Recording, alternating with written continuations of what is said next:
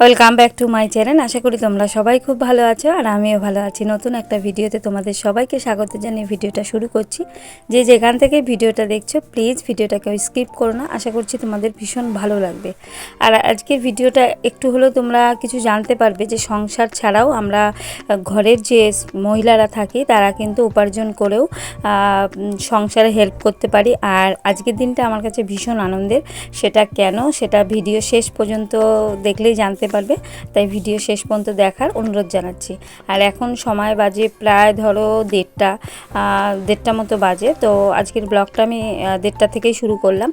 তো সকালবেলা রান্না করেছিলাম ডাল, আলু পটলের তরকারি, আর ডিমের কারি, ডিম কারি যেটা বলে, আর সাথে করে একটুখানি গরম গরম আলু ভেজে নিলাম। তো এই দুপুরবেলা খাওয়া দাওয়ার জন্য আমাদের আজকে এই রান্নাই আছে। তারপরে আবারও কথা হচ্ছে।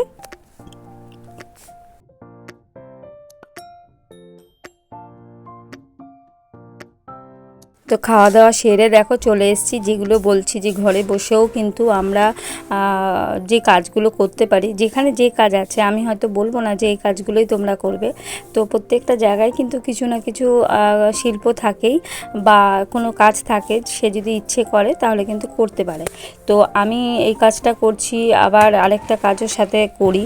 তো সবটাই তোমাদের দেখার অনুরোধ জানাচ্ছি এই কারণে যে স্বামী যতই থাকুক না কেন, স্ত্রীর একটা আলাদা পরিচয় বলো বা আলাদা স্বাধীনতা বলো, সব কিছুই। আমরা স্বাধীন ভারতের মানুষ।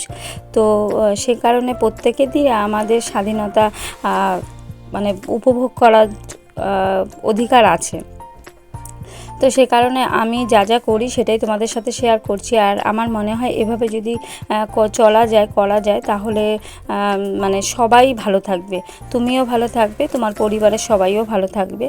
যেহেতু সম্পর্কটা প্রতিটা মানুষের সাথে প্রতিটা মানুষের হয়, তো একজন ভালো থাকলেই আরেকজনকে ভালো রাখা যাবে। তো সেটাই চেষ্টা করি আমি প্রতিনিয়ত, সকাল থেকে রাত পর্যন্ত সংসারে সমস্ত কাজ করেও। এই যে দেখো মালগুলো কিন্তু আমার ভাজানো অলরেডি কমপ্লিট হয়ে গেছে। আর এই মালগুলো আমি যখন বিকেলে কাজে যাব, ওখানে গিয়ে আমি কাজটা করি, সেই কাজে যখন যাব তখন নিয়ে আসব।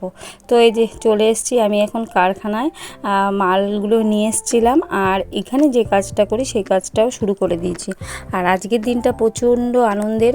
আর কেন আনন্দের, এতগুলো টাকা আমি পাবো সেটা তখনও জানতাম না যে আমার কত টাকা পাচ্ছি। যে একটা ঘরের মহিলা বা একটা ঘরের স্ত্রী সংসার সামলে যে এত টাকা উপার্জন করা যায়, সেটা ঘর সামলে, পুরোটাই ঘরটা সামলে আমার কিন্তু কেউ নেই যে আমাকে, আমি এখানে আছি তো আমার রান্নাটা কেউ করে দেবে কিংবা কিছু একটু করে দেবে, সেটা কিন্তু আমার নেই। যেটুকু হেল্প করে সেটা তোমাদের দাদা করে, সেটা তো তোমাদেরকে অবশ্যই দেখাই।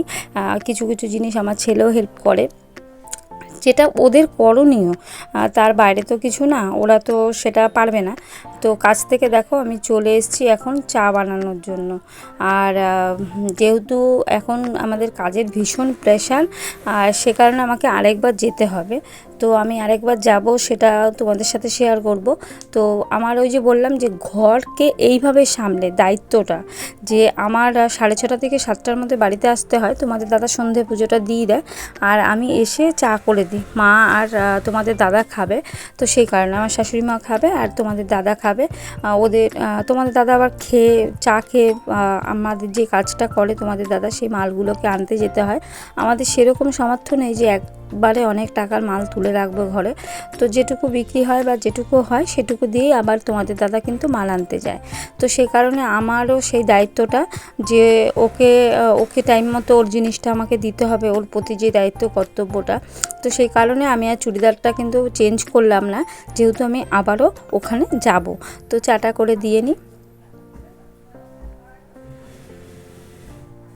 আর আজকে বিস্কুট একদমই ছিল না, একটা ছিল, তো মায়ের জন্য দিলাম। আর তোমাদের দাদাকে কিন্তু মুড়ি দিয়ে দেবো, যেহেতু মা মুড়িটা অতটাকে পছন্দ করে না, তো সে কারণে একটা বিস্কুট থাকলেও আমরা ওনাকেই দিই, আমরা মুড়ি খেয়ে নিই।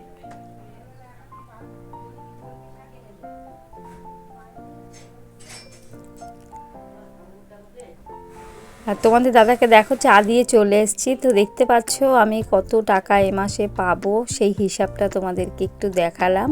এই মাসের হিসাব আমার এটা। আর এই যে দেখো, মানে একটা ঘরের স্ত্রী যখন এতগুলো টাকা উপার্জন করে পায় না, হয়তো কষ্ট প্রচণ্ড হয় সারা দিনের জন্য যখন এই পরিশ্রমগুলো করি, কিন্তু এই দিনটা আসলে ভীষণই খুশি হয়। আর আজকে বৃহস্পতিবার, সেই কারণে আমি 1 টাকা হলেও ঘটে ফেরানোর চেষ্টা করি।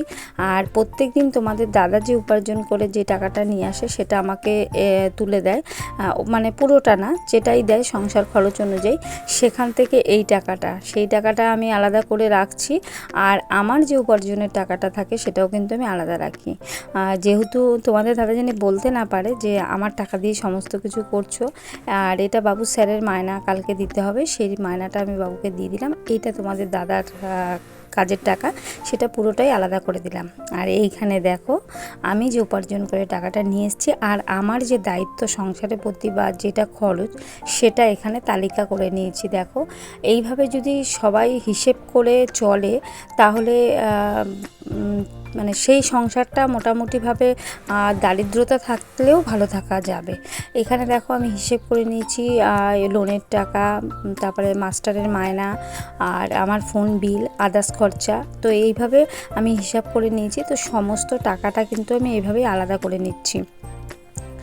আর একটা ঘরের মহিলা যে সংসারে সমস্ত কিছু সামলেও মানে এত টাকা, হ্যাঁ বলবো যে প্রত্যেক মাসে আমাদের একই উপার্জন হয় না। কারণ হচ্ছে আমাদের কাজটা মানে একটা ফোড়নে কাজ যেমন হয়, আমি যতটা কাজ করতে পারবো বা যতটা কাজ থাকবে, কাজ যদি না থাকে তো আমি করতে পারবো না। তো আমাদের এই মাসের কাজ মোটামুটি যেটা হয়েছে, সত্যি সত্যি আমি ভীষণ খুশি। এইভাবে যদি প্রত্যেক মাসে হয় তাহলে কিন্তু আমাদের কোনো সমস্যা হবে না। আর এদিকে আজকে টিচার্স ডে ছিল, সে কারণে বাবু দুটো টিচারের কাছে আমি যে গিফট কিনে দিয়েছি সেটা নিয়ে গেছিলো। আর আরেকটা টিচারের কাছে যেহেতু আমাদের টাকা দেওয়া হয়নি, ওখানে বেশ কিছু টাকা চাইছিল, আমি তখন দিতে পারিনি, ছিল না আমার কাছে টাকা। তো সে কারণে বাবু বলছিল যে ঠিক আছে বাবা, তাহলে আমাকে বিরিয়ানি এনে খাওয়াবে। তো আমিও বলছিলাম সেটাও কথা দিতে পারছি না, তোর বাবা যদি পয়সা থাকে তাহলে তোর বাবা হয়তো এনে দেবে। তোর বাবা নিয়ে এসছে ওর জন্য বিরিয়ানি, আর আমাদের ঘরের জন্য কাঁচা লঙ্কা ছিল না, ঘরে বাড়ন্ত ছিল, তো সেগুলোকেই আমি পোটা ছাড়িয়ে রেখে দিচ্ছি, না হলে কিন্তু নষ্ট হয়ে যায়। এখন বর্ষার দিন। আর রাতে চলে এসেছি ভাত বসাতে, বাবু খাবে বিরিয়ানি, আর আমাদের জন্য আমি আর তোমাদের দাদা খাবো জল ঢালা ভাত আছে সেই ভাতটাকেই। আর এখানে মায়ের জন্য ভাত বসালাম, শুধু একদম সামান্য পরিমাণে পেঁপে আর আলু সেদ্ধ দিয়ে মা রাতে ভাত খাবে। তো ভাতটা বসিয়ে দিয়ে নিই, সময় তখন বাজে রাত্রি 9:30। তো সে কারণে ভাতটা বসিয়ে দিয়ে, আর যেহেতু কালকে শুক্রবার থাকলে আমার অনেকটা বাসন বেরোয়, আমাদের নিরামিষের দিন শুক্রবার। তো সে কারণে আমি এখানে বাসনগুলো যতটা পারছি মেজে ধুয়ে রেখে দিচ্ছি, যাতে পরের দিন আমাকে একটু সময়টা কম দিতে হয়। তো সে কারণে তো আজকের ভিডিওটা তোমাদের কেমন লেগেছে জানি না। আজকের ভিডিওটা সত্যি আমার নিজেরও ভালো লাগছে, যে মানুষের জীবনে দেখবে দারিদ্রতা বা কষ্ট সব কিছুর মূল্যেই কিন্তু হচ্ছে অর্থ। তো অর্থ যদি মানুষের জীবনে কম থাকে বা মানে হাজার চেষ্টা করলেও সেই সংসারে না সুখ আসে না, জানো তো। হয়তো বলবে টাকা দিয়ে কি সুখী হয়? টাকা দিয়ে সুখী হয় না, আবার টাকা দিয়েই সুখ আসে। তুমি তোমার ছেলে মেয়েকে স্বাচ্ছন্দ্য দিতে পারছো না, তোমার স্ত্রীকে স্বাচ্ছন্দ্য দিতে পারছো না, তোমার স্বামী কোনো কিছু চাইলে দিতে পারছো না। তো সে কারণে কিন্তু সেখানে দারিদ্রতা, কষ্ট এই জিনিসগুলো থেকেই যায়। তো ভালো রাখতে গেলে সব কিছুরই প্রয়োজন, যেমন মানুষের ভেতরের একটা আন্তরিকতার প্রয়োজন, তেমন কিন্তু মানুষের টাকারও প্রয়োজন। একটা মানুষ অসুস্থ, তুমি তাকে ভালোবাসো কিন্তু তার জন্য কিচ্ছু করতে পারছো না, কেন? তোমার কাছে টাকা নেই।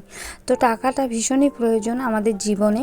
তো বাকি সময়টা নষ্ট না করে যে যা পাচ্ছ অন্ততপক্ষে কাজ করো, কাজ করে যাও, তাতে দেখবে শরীর মন, আমাদের জীবনে ব্যস্ত থাকাটা সব থেকে বড় কাজ হচ্ছে ভালো থাকার জন্য। তো ব্যস্ত থাকলেই আমরা ভালোও থাকতে পারবো, সেখানে আমাদের কিছু উপার্জনও আসবে। তো বাবুকে দিয়ে দিয়েছিলাম, দেখতেই পেলে বিরিয়ানি, ও খেয়ে নিল, আমাকে বলেছিল মা একটু খাও, তো খেয়েছি, ওর সাথে একটুখানি খেয়েছি।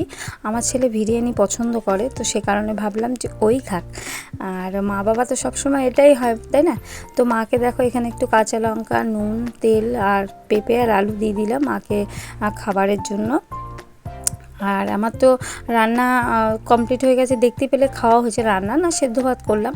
এবার তারপরে আমি চলে এসেছি এখানে গ্যাসের ওভেন তাক এগুলো মুছে নিতে, যেহেতু সকালবেলা আমার উঠেই রান্নাঘরে ঢুকতে হবে রান্না করার জন্য, তাই এত কাজ করা সকালে সম্ভব হয়ে ওঠে না। তো আমি যতটা পারি সম্ভব হয় আমি রাতেই সেরে রাখার চেষ্টা করি। তো সে কারণে দেখো এখন আমি কিন্তু বাসনগুলো মেজে নিয়েছি, দেখতেই পেয়েছো। আর সেই বাসনগুলো মানে গ্যাসের তাকটা যখন মোছা না হবে তো সেখানে আমি রাখতে পারবো না। তো এখানে এখন গ্যাসের তাক ওভেন এগুলো সব মুছে নিই, তারপরে আমার যে ধোয়া বাসনগুলো সেগুলো আমি ঘরে রেখে দিয়েছি, সেগুলো এখানে এনে রেখে দেবো।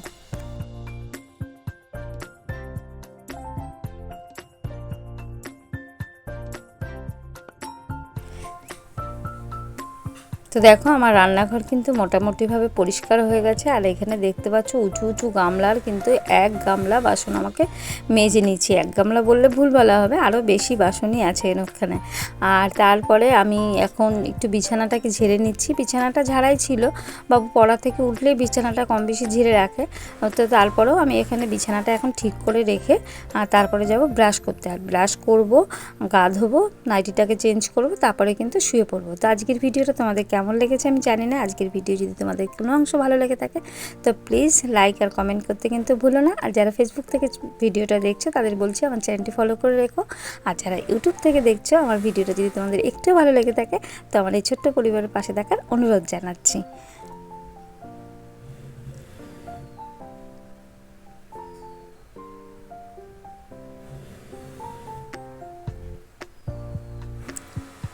তো আজকের ভিডিওটা এখানে শেষ করবো, আবারও দেখা হবে তোমাদের সঙ্গে নেক্সট কোনো ভিডিওতে।